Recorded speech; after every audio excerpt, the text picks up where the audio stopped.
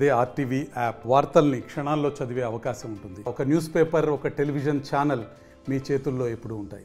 Congress party అనే స్కూల్లో YS Rajasekhara Reddy అనే ఉపాధ్యాయుడి వద్ద రాజకీయ ఓనామాలు చేసి నేర్చుకుని ఆయన దగ్గర నేర్చుకున్నటువంటి రాజకీయాల పట్ల ఆసక్తికరలై ఈరోజు దివంగత నేత వైఎస్ రాజశేఖర రెడ్డి తనయుడైనటువంటి వైఎస్ జగన్మోహన్ రెడ్డి పెట్టినటువంటి వైసీపీ కాంగ్రెస్ పార్టీలో ఆదిండు ఉంటూ తనదైన శైలిలో రాజకీయాల్లో అంచెంచుగా ఎదుగుతూ ఈ రోజు వరకు ప్రజాక్షేత్రంలో గెలవలేకపోయినా పార్టీ అధిష్టానం దృష్టిలో మాత్రం ఒక నాయకుడిగా గుర్తింపు పొందినటువంటి దువ్వాడ శ్రీనివాస్ ఈసారి టెక్కల్ నియోజకవర్గం నుండి రెండోసారి అసెంబ్లీ అభ్యర్థిగా పోటీ చేస్తున్నారు. ఈరోజు నామినేషన్లో మాత్రం ఆయన టెక్కల్లో నామినేషన్ వచ్చినటువంటి ఆ జనసంద్రం ఆయన గెలుపుకు ఏ విధంగా దోహదపడుతుంది? 2014లో ఎమ్మెల్యేగా నామినేషన్ వేసి స్వల్ప ఓట్ల మెజార్టీతో ఓడిపోయిన ఆయనకి 2019లో నియోజకవర్గం అంటే పార్లమెంటరీ స్థానాన్ని పోటీ చేసే అవకాశం వచ్చిన అప్పుడు కూడా అతి తక్కువ స్వల్ప ఓట్లతో ఓటమి పాలయ్యారు. 2024లో ఈసారి నామినేషన్ ఘట్టంలోనే వేలాది మంది టెక్కలి పరిసర ప్రాంతాల్లో వచ్చినటువంటి టెక్కలి ఈరోజు జనసంద్రంగా మారింది. ఆ జనసంద్రం అంతా ఓట్ బ్యాంక్ కనుక ఈయనకి అనుకూలిస్తే మాత్రం 2024లో తను అసెంబ్లీలో కూర్చోవడానికి ఏ విధంగా దోహదపడుతుందనే విషయం ప్రస్తుతం అంతా మాట్లాడడానికి దువ్వాడ శ్రీనివాస్ ఉన్నారు. చూస్తే ఈరోజు నామినేషన్ వేశారు.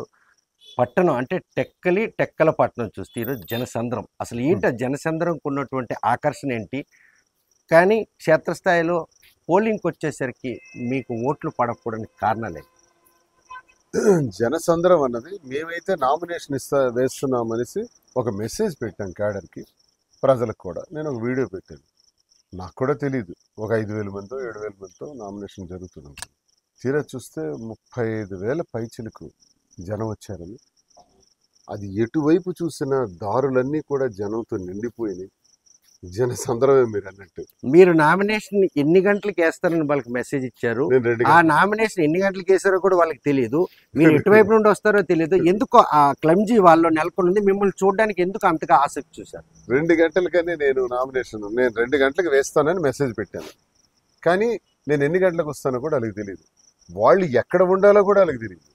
నేను ఆర్డీఓ ఆఫీస్కి వెళ్ళాను, నామినేషన్ వేసుకొని వచ్చినప్పటికి నాకు ప్రజల కార్యకర్తలు చెప్పిందంటే మీరు వెంకటేశ్వర గుడికి వచ్చేసేయండి, అక్కడ నుంచి వెళ్దామని. ఎందుకంటే జనం అంతా ఇక్కడికి వచ్చేసినారు. సో వీళ్ళతో ఇక్కడ నేను ర్యాలీ చేసుకుంటూ వెళ్ళాను అంబేద్కర్ జంక్షన్ వరకు. భారీగా మరి ఇంత జనాకర్షణ ఉన్న శ్రీనివాస్కి ఓట్లు ఎందుకు పడడం లేదు? ఎందుకు పడకపోవడం ఏంటి? అంటే పడిన ఓట్లు గెలుపుకి ఎందుకు దోహదపడి? నాకు నా ప్రత్యర్థికి ఓట్ల డిఫరెన్స్ ఎంత ఉంటుంది? 3,000 కదా. 3,000 ఓట్లకి ఆ డిఫరెన్స్కి కారణం ప్రజలు కాదు. వాళ్ళ రౌడీజు, గోండాయిజు, ఇంపర్సనేషను, రిగ్గింగ్ ఆటల ద్వారా వాళ్ళు బయటపడుతున్నారు తప్ప వాళ్ళు ఎప్పుడు నైతిక విజయం, కింజరాపు వాళ్ళది ఎప్పుడు నైతిక విజయం కాదండి. నైతిక విజయం మాదే. ఎందుకంటే పార్లమెంట్లో నేను ఎంత ఓడిపోయాను? 3,000 కొంత ఓడిపోయాను. 2014లో నాకు ఎంత తేడా? 3,800 తేడా. 2024 ఇప్పుడు వచ్చింది. ఆ 3,000 తేడా ఉంటుంది. ఆ 3,000 వాళ్ళకి రావడానికి కారణం ఏంటంటే ఇప్పటి వరకు కూడా నిమ్మాడ సరిహద్దు గ్రామాల్లో ఓటు వేయడం అంటే భయానికి కారణం ఏంటంటే సర్పంచ్గా నామినేషన్కి వేయడానికి వెళ్ళినటువంటి 3 చంపాడు అచ్చెన్నాయుడు, ఎర్రన్నాయుడు. అడ్డొచ్చిన సొంత తమ్ముడిని భుజంగరావుని చంపేశారు.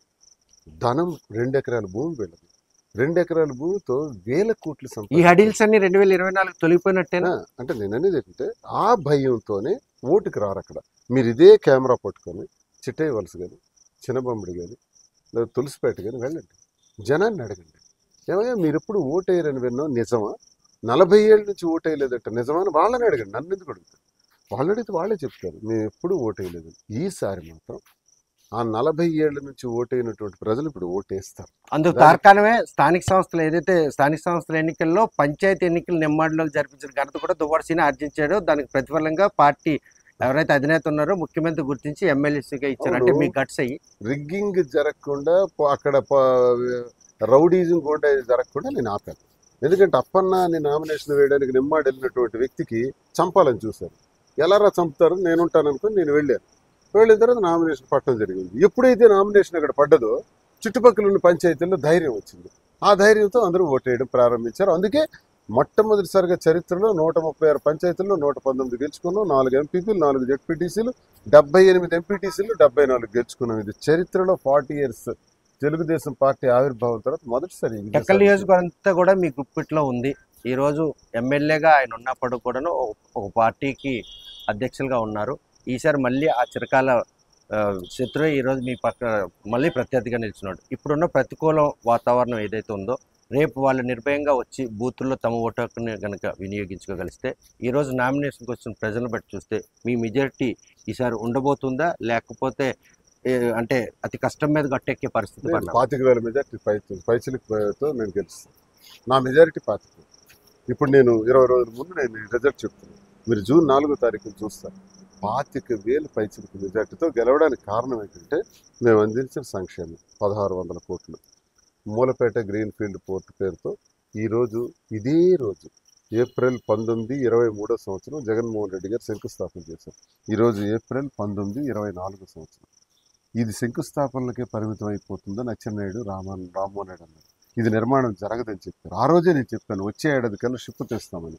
షిప్పు మార్చి 14 కల్లా షిప్ వచ్చింది. డ్రెడ్జింగ్ అవుతుంది. అంటే 70% పోర్ట్ పని పూర్తి అయిపోయింది. మరో 8 నెలల్లో జాతికి అంకితం చేస్తున్నాం. జాతికి అంకితం చేసిన మరుక్షణం నుంచి 20,000 మందికి ఉద్యోగాలు వస్తాయి. 20,000 మందికి ప్రభుత్వ స్కీమ్స్ ఎలా అయితే గడప గడపకి రాజకీయాలకు అతీతంగా లంచం లేకుండా జగనన్న ఇచ్చారో ఇదే టెక్కల్ నియోజకవర్గంలో ప్రతి గడపలో కూడా ఉన్న నిరుద్యోగికి ఉద్యోగం ఇస్తాం. లంచం లేకుండా రాజకీయాలకు ఇంతలా భరోసా కల్పిస్తున్న శ్రీనివాస్ ప్రాదేశిక ఎన్నికల్లో మాత్రం నియంతగా వ్యవహరించారన్న దీంతో 4 మండలాల్లో కూడా కొంత వ్యతిరేకత ఉంది. ఆ వ్యతిరేకత సద్దుమణిగిందా? నా మీద పోటీ చేసే వ్యక్తి రౌడీ, గూండా, నరహంతకుడు అచ్చెన్నాయుడు. హత్యలు చేసిన వ్యక్తి నరహంతకుడు. నేనేమి అబద్ధాలు చెప్పేట్లా, జరిగిన చరిత్ర చెప్తున్నాను. నరహంతకుడి మీద పోటీ చేసేటప్పుడు మేము కొంచెం జాగ్రత్తగా ఎన్నికల్లో వెళ్ళకపోతే శాంతి వచనాలు పలికితే అవుతుంది. అంటే ప్రాదేశిక ఎన్నికల్లో వారు వన్ సైడ్ ఉంది. వాళ్ళు ఏమొస్తే బాయ్కట్ చేసిన నేపథ్యంలో కూడా మీరు వైసీపీకి సంబంధించినటువంటి అన్ని స్థానాలు ఎంపీటీసీలు జడ్పీటీసీలు గెలుచుకున్నాయి. 88% గెలుచుకో 88% మావే గెలుచుకునే ఆశావాకులకు మాత్రం ఆ పదవులు ఇవ్వడంలో శ్రీనివాస్ అడుగడుగున ఆటంకం కలిగించారు. కాబట్టి వాళ్ళు ఈ రోజు ఆ ఆవేదన నెలకొని ఉంది. ఈ రోజు అవకాశం వచ్చింది శ్రీనివాస్ ఎలా దెబ్బ కొడతాను మీ వర్గంలో. లేదు మా వర్గం సరే. ఇప్పుడు మాకు కొన్ని డైరెక్టర్లు ఇచ్చాం, కొన్ని కార్పొరేషన్లు ఇచ్చాం, ఏఎంసీ అని ఇవ్వగా ఇంకా మిగిలిపోయిన వాళ్ళు ఉన్నారు, సీనియర్ లీడర్స్ ఉన్నారు. 5 ఏళ్లలోనే అవన్నీ జరగవు. Next 5 years. అంటే ముఖ్యంగా ప్రాదేశిక ఎన్నికల్లో మీరు ఎందుకు అంతలా పార్టీ ఎవరైతే ఆశావాహుల పట్ల అంత అక్కసుగా వ్యవహరించాల్సి వచ్చింది? మీ పార్టీ వాళ్ళు గెలిచారు, వాళ్ళు ఆశించింది ఎంపీపీలు ఆశించారు, లేకపోతే ఆ పదవులు ఆశించిన వాళ్ళతో మీకు ఎందుకు బిహేవ్? అలా కాదండి. ఆశించిన వాళ్ళ సంఖ్య ఎంపీపీ కావాలనుకున్న వాళ్ళు 3-4 ఉన్నారు, జెడ్పీటీసీ కావాలనుకున్న వాళ్ళు 3-4 ఉన్నారు. ఏం చేయమంటారు? క్యాస్ట్ ఈక్వేషన్స్, అక్కడ ఉన్నటువంటి పరిస్థితుల్లో ఎవరికి చేయాలి అన్న దాని మీద. ఇప్పుడు మల్లయ్య అన్నటువంటి వ్యక్తికి కోటబొమ్మల ఎంపీపీ చేస్తాను. నేను అనుకున్న వ్యక్తికి చేయలేదు. నేను ఏ వ్యక్తికి అయితే ఎంపీపీ చేస్తానని అన్నాను ఆ వ్యక్తికి చేయలే, మల్లయ్యకి చేశాను. అలాగే సంతబొమ్మలో కూడా ఒక మత్స్యకారుడికి చేశాను. బస్ టికెట్ అనుకున్నావా అని జెడ్పీటీసీ టికెట్ అడగడానికి వెళ్ళి మత్స్యకారుడికి అచ్చెన్నాయుడు అన్నాడు. బస్ టికెట్ అనుకున్నారా గడవటానికి, అదే మత్స్యకారుడికి ఎంపీపీ చేశాను. అదే మీరు తీసుకున్న స్టెప్పులు ఎవరైతే కరుడు కట్టిన వైసీపీ నాయకులు ఉన్నారో వాళ్ళు మీద తప్పుడు నిర్ణయం అని చెప్పేసి ఆవేదన వ్యక్తం చేస్తారు. లేదు అది ఉంటాయండి. ఇప్పుడు ఒక నిర్ణయం తీసుకునేటప్పుడు అనుకూలమైన పవనాలు ఉంటాయి, వ్యతిరేకమైన ఆలోచనలు కూడా ఉంటాయి. అనుకూలంగా వచ్చేవాడు అనుకూలంగా ఉంటారు, లేదనుకునే వాళ్ళు ఆశించే వాళ్ళు రానప్పుడు భంగపడిన వాళ్ళు ఇష్టం లేనట్టు మాట్లాడతారు. అయ్యా ఒక్కటి మాత్రం నిజం, 5 ఏళ్లలో జగనన్న ప్రభుత్వంలో చాలా మందికి 70% క్యాడర్కి న్యాయం జరిగింది. ఇంకో 30% ఉన్నారు.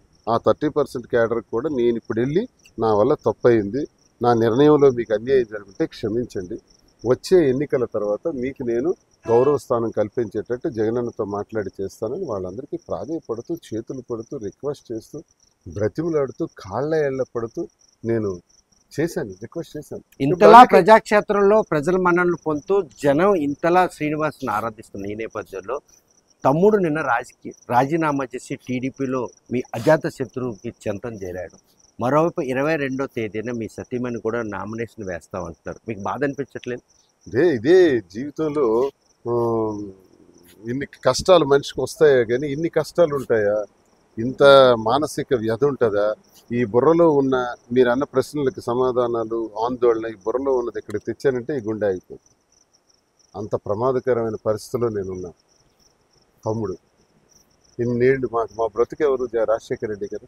రాజశేఖర రెడ్డి గారితో అడుగులేసాం కదా, జగనన్నతో ఈరోజు బతుకుతున్నాం కదా, ఆయన ఇచ్చిన భిక్ష వల్లే కదా మేము ఉన్నాం.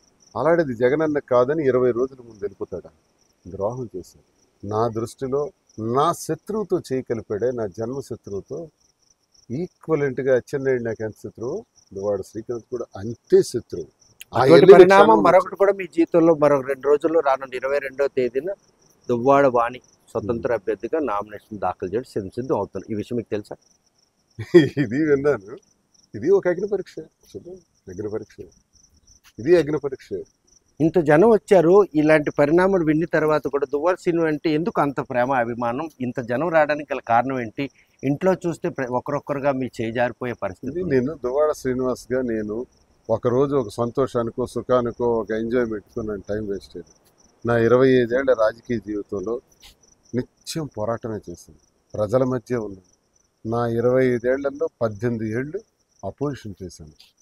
18 కేసులు పెట్టారు నా మీద, మర్డర్ కేసులు కూడా పెట్టారు, ఉద్యమాలు చేశాను, జైల్లో కూడా పెట్టారు. 62 రోజులు జైలు జీవితం కూడా అనుభవించాను.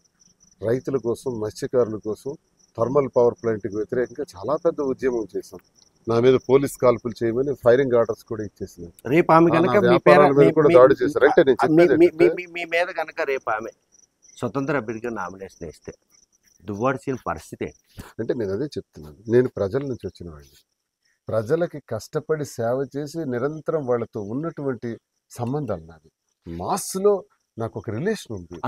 దానికి తార్కాణం ఈరోజు జనం వచ్చారంటే ఒకటి జగనన్న మీద ప్రేమతో వచ్చారు, 2 నేను వాళ్ళతో కలిసి ఉన్న విధానం. ఇన్ని 25 సంవత్సరాలతో నేనున్నాను. నా మీద జగనన్న మీద ఎంత నమ్మకం ఉందో ప్రజలకి, నా మీద కూడా దువ్వాడ శ్రీనివాస్ గారు నమ్మకం ఉండబట్టి ఇన్ని వేలాది మంది జనాలు ఒక మెసేజ్, ఫోన్ కాల్ బట్టి ఇంతమంది వచ్చేసినారు.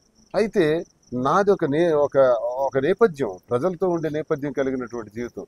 దీనికి నా తమ్ముడు అడ్డొస్తాడు, నా ఇంటి వాళ్ళే నాకు అడ్డొస్తారు, భగవంతుడే ఉన్నాడు, నిర్ణయం భగవంతుడే చేస్తాడు. ఇంటి గెలిచి రెచ్చగెలమంటే పాత నానుడు. ఆ ఇంటే గెలలేని పరిస్థితి నెలకొని నేపథ్యంలో రచ్చలో ఎంత ఆదరణ ఉన్నా కూడా అనుకున్న గోల్ అల్టిమేట్ గా లభించే చూపెడతాను. ఈ సామెత అబద్ధం, ఇది వర్తించదు అని రుజువు చేస్తాం. అది మాత్రం చేస్తాం. రచ్చ ఇంటి గెలిచి రచ్చగెలచాలి, అది అది ఏదంటే చేతగాని వాళ్ళు ఆడే మాట అని నేను అనుకుంటున్నాను. ఈ భూమి మీద ఏదైనా సాధించవచ్చు, ఎన్నైనా సాధించవచ్చు. మనిషిగా పుట్టిన దగ్గర నుంచి మరణించే వరకు క్రమశిక్షణ, కార్యదీక్ష, పట్టుదల ఉండాలి. కానీ నేను సామాన్య కుటుంబంలో పుట్టాను. మా నాన్న రైల్వే ఎంప్లాయ్, ఒక రైల్వేలో ఇంజనీర్. ఈ స్థాయికి వచ్చామంటే ఎలా వచ్చాం? నా కష్టం, నా కృషి. ఇందులో మీ మాయగారి చరిష్మా లేదా మీకు? ఒకరి చరిష్మా ఉంటే రాదండి. మా మామగారికి చరిష్మా ఉంటే ఈ ఫ్యామిలీలో బోల్డ్ మంది ఉన్నారు నాలాంటి వాళ్ళు. ఈ దువ్వాడ శ్రీనివాస్ లాంటి వాళ్ళు ఒక 40-50 మంది ఉన్నారు. మరి వాళ్ళందరికీ నాకే ఎందుకు వచ్చింది? కష్టం. ఊరికే రాజకీయం ఎవడి దగ్గరికి రాదు, వచ్చినా నిలబడదు.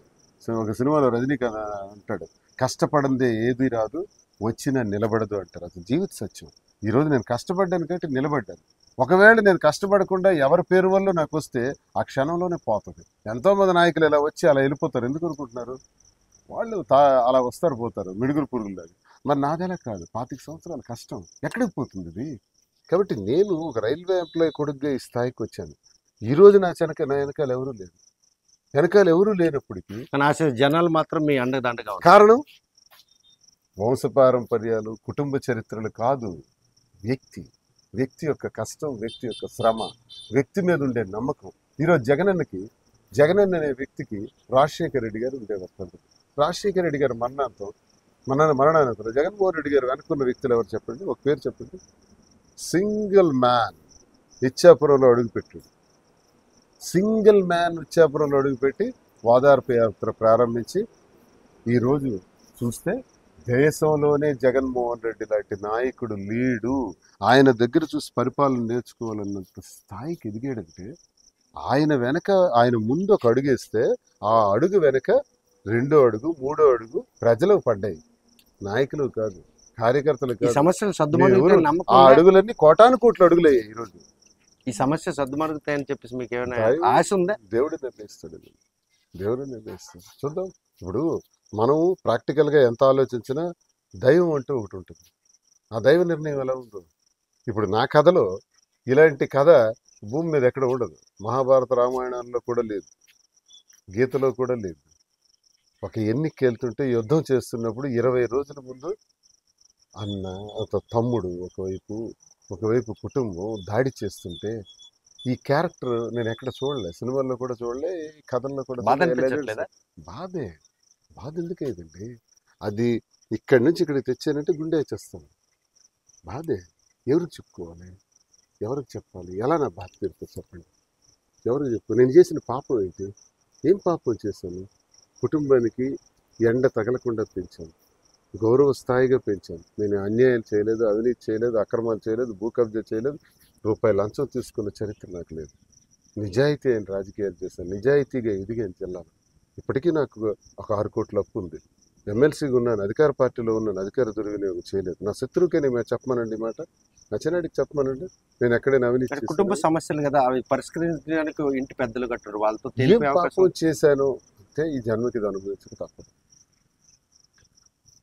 చూస్తే కనుక ఈ రోజు నామినేషన్ దాఖలు చేసిన దువ్వాడ శ్రీనివాస్ మాత్రం వచ్చిన ప్రజా ఆదరణ మాత్రం రేపు తన గెలుపు నల్లేరు మీద నడక భావిస్తున్నారు. కాకపోతే తనను వెంటాడుతున్నటువంటి కుటుంబ సమస్యలు మాత్రం ఆ భగవంతుడు ఏ కోణంలోనే వాటిని కనుక తొలగించినట్టయితే కనుక ఇంటి గెలిచి రచ్చగెలాలని ఒక సామెత ఉంది. దాన్ని తిరగరాసి అసలు ప్రజాదరణ కనుక ఉండేలాగుంటే ఆ ప్రజాప్రతినిధికి మాత్రం ఈ సమస్యలన్నీ కూడా ఇట్టే తొలగిపోతాయని కూడా ఒక ధీమా వ్యక్తం చేస్తున్నారు.